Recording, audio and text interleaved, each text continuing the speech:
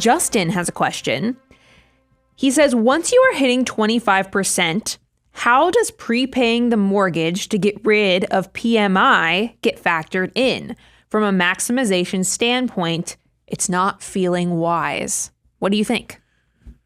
Well, okay, so the question is how once you've saved 25%, once you're saving 25%, how does prepaying the mortgage to get rid of PMI? Getting rid of PMI specifically. Right. And to be fair, like some people say you have to put 20% down because of the PMI, right? So what do you, like, I think At least it's an it's interesting deductible question. now. Well, there was a period it wasn't. Here's what's so beautiful about, money is nothing more than a tool to allow you to accomplish the goals you want to achieve. And so what you have to define for yourself is, okay, what are my goals? Maybe one of your goals is to not have PMI because you think it's a waste and it's not something you want to spend money on.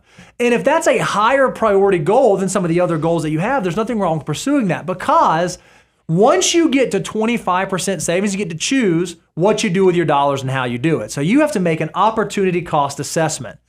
Is it more advantageous for me to put $1 on the mortgage, save that interest, lower, be potentially able to get out PMI? Or based on my age and my market expectations, do I think I could take that $1 and go deploy it somewhere else? What's beautiful is above the 25% threshold, you get to choose. It is much less, hey, you need to do this, you need to do this, you need to do this.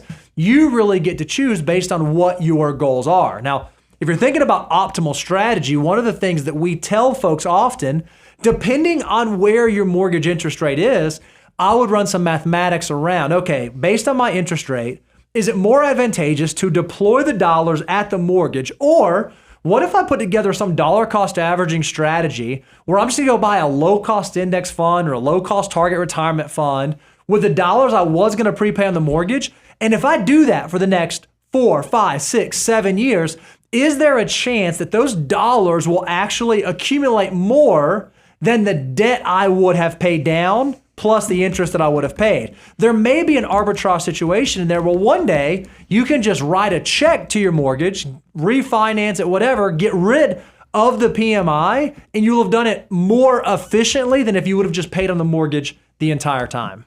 Thoughts? Yeah, I love the way you just laid that out, because I was sitting here thinking about this ties into what other variables are in play as well, because I do think it's one of those things. There's a reason with the financial order of operations. I love if he's already at 25%. Now, Justin, look, your goals matter. That's why we do have the know your number, so that we know if you need to be saving 30, 35, 40. Really, the big driver of that is if you think you're leaving the workforce, 50 or under.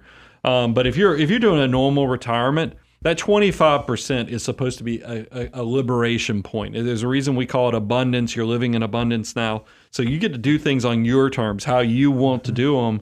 And if it's a big deal to pay out the PMI, let's do it. But let's also not skip the other variables that impact this. Well, here's the thing I'm thinking about. We just came out of an appreciation period where I just saw, like, the real estate market in the state of Florida is flat right now. However, still the majority of houses are up 50% over the last 3 years. Over the last couple, yeah. So it's one of those things where I would reach out to your mortgage company, find out if they have a restatement process that allows you to essentially, if the house is appreciated enough, there are sometimes opportunities where you just pay the $200 or $300 processing fee, and then they say, yep, you know what, your house is worth so much now. We don't need to collect PMI anymore. You're in a good place. They still figure out how they can collect a few $100s for you to do that. But you ought to at least call to see if that's an option. And maybe there's a balance between the two, because maybe they say, man, your house has appreciated. Looks like your house is up, a good 6 to 10%. But it's not enough. But you know what? If you could stroke us a $10,000 check plus what your house is appreciated, we can wipe this out. So there might be a solution, exactly what Bo was talking about, but you got to know the other variables. How has the market value impacted that? So make a call to your mortgage company, get that process so you know all your variables, and then let's make this happen. Because if you have a normal retirement age, I understand that even if it's a deductible expense, it still feels like it's a wasted expense because you're paying a fee for something that's unnecessary.